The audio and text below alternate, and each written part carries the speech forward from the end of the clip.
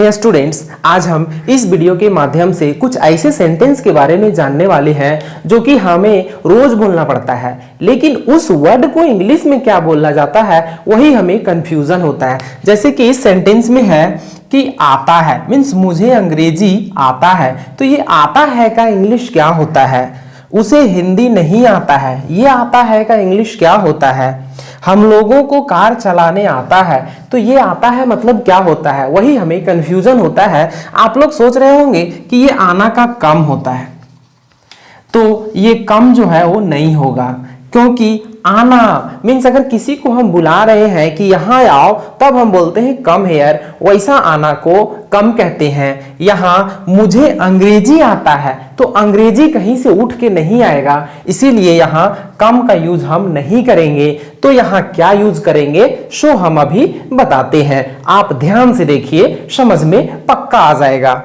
यहाँ क्या है, मुझे अंग्रेजी आता है, तो यहां सबसे पहले सब्जेक्ट क्या है, मुझे, तो मुझे का हो जाएगा आई। तो ये आता है, ये आता है का क्या होगा, नो। ये आता है का क्या होगा, नो। नो मीन्स क्या होता है, जानना। मुझे अंग्रेजी आता है, इसका मतलब कि मैं अंग्रेजी जानता हूं, तो आई नो इंग्लिश। ये कम नहीं होगा, मुझे अंग्रेजी आता है, इसका मतलब आई नो इंग्लिश। ये आना का मतलब नो मीन्स जानना। नेक्स्ट है, उसे हिंदी नहीं आता है, इसका मतलब वह हिंदी नहीं जानता है, तो उसे का हो जाएगा ही, और ये नेगेटिव सेंटेंस है तो डज नॉट लगेगा। He does not know Hindi. उसे हिंदी नहीं आता है, इसका मतलब he does not know Hindi. हम लोगों को कार चलाने आता है, इसका मतलब हम लोग कार चलाने जानते हैं, तो यहां हम लोगों को, तो इसका हो जाएगा we know how to drive a car. यहां क्या है, हम लोगों को कार चलाने आता है, इसका मतलब we know how to drive a car. इस तरह से ये जो आना शब्द है उसका क्या होता है, नो होता है। ये जो आना शब्द है इसका नो होता है, ये जो आना शब्द है उसका क्या होता है, नो शब्द है। अब यहाँ देख रहे होंगे कि यहाँ कुछ और सेंटेंसेस हैं जिसके लास्ट में आता है, आता है, आता है, तो ये सभी आना का मतलब क्या, कम नहीं होगा। ये जो कम है, ये कम मीन्स आना होता है, लेकिन ये सब आना का मतलब कम नहीं होता है, इसका मतलब क्या होता है, नो। इसका मतलब कि जानना। तो अब हम ये सभी सेंटेंस को ट्रांसलेट करेंगे और जानेंगे, अच्छा से समझेंगे। राम को संस्कृत नहीं आता है, इसका मतलब राम डज नॉट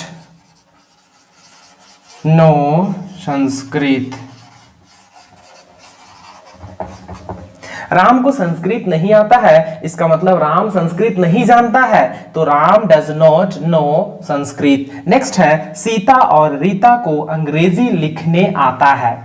सीता और रीता को अंग्रेजी लिखने आता है, तो यहां सीता और रीता क्या है, सब्जेक्ट है, तो यहां क्या हो जाएगा,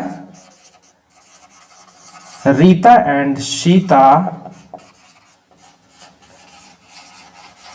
no how to write English. Rita और सीता को अंग्रेजी लिखने आता है, इसका मतलब Rita and Sita know how to write English. Next है, उसे हिंदी बोलने आता है, उसे हिंदी बोलने आता है, तो इसे कैसे ट्रांसलेट करेंगे, he knows how to speak Hindi. तो इस तरह से आपका जो कंफ्यूजन था वो हम दूर कर दिए कि ये जो आना जो शब्द है आता है, इसका मीनिंग क्या होता है। तो अभी इस वीडियो के माध्यम से आप जान गए, बहुत आसान है। राम को संस्कृत नहीं आता है, इसका मतलब Ram does not know Sanskrit. यहाँ आप देख रहे हैं कि यहाँ 4 सेंटेंसेस दिया हुआ है और चारों सेंटेंस जो है अलग अलग है। यहाँ क्या है, मुझे पता है, मुझे आता है, मुझे ज्ञात है, मैं जानता हूँ। तो ये सभी को ट्रांसलेट अगर आप करने जानते हैं तो आप कमेंट में जरूर करें, तभी हम जानेंगे रियल में आप जानते हैं। हाँ जानते हैं तो जरूर कमेंट में इसका ट्रांसलेट करके लिखिए। तो मुझे पता है, मुझे आता है, मुझे ज्ञात है, मैं जानता हूँ, सभी का जो इंग्लिश ट्रांसलेशन होता है वो एक ही सेंटेंस होता है। वो क्या होता है, I know. I know means मुझे पता है, मुझे आता है, आई नो, मुझे ज्ञात है, आई नो, मैं जानता हूँ, आई नो। तो ये चारों जो सेंटेंस है उसका एक ही इंग्लिश का सेंटेंस होता है, क्या, आई नो। मुझे पता है, आई नो, मुझे ज्ञात है, आई नो, मुझे आता है, आई नो, मैं जानता हूँ, आई नो।